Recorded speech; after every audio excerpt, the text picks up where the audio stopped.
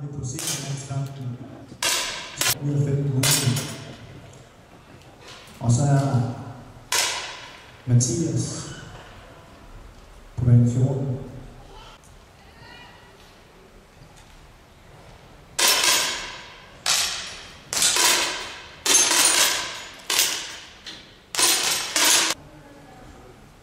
Jeg skytter ned på scenen, vi også rammer det tredje skud her.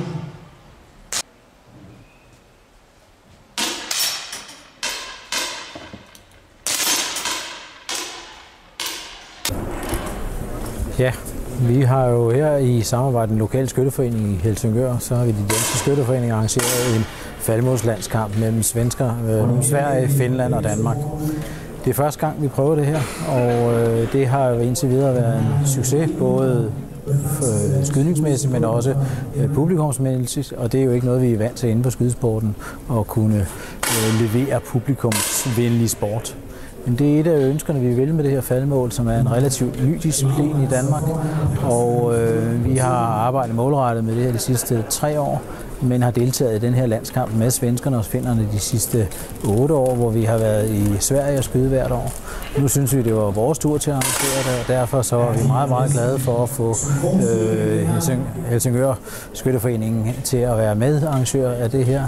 Og vi har mødt en stor velvilje også fra Helsingør Kommune i relation til lån af hallerne, og det er vi meget, meget glade for.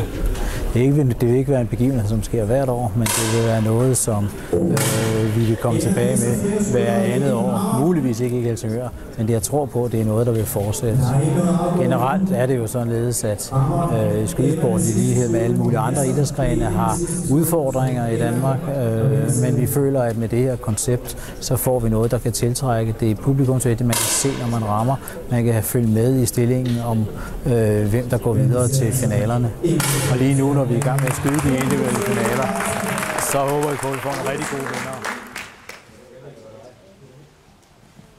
Og på anden plads, Charlotte Jacobsen, også fra Danmark.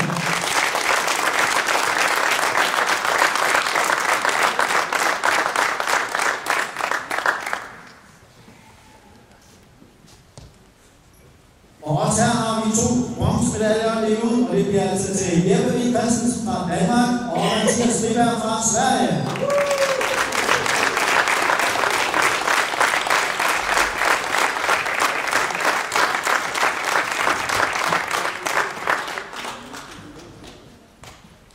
Nu skal jeg så indrømme, at jeg vil selvfølgelig gerne have, at nationalsangen vil virke nu, fordi nu har vi den danske, men jeg tror, at lige skal være lige, så vi kan sige, hvor også den her omgang. Men lige der rigtig stor hånd.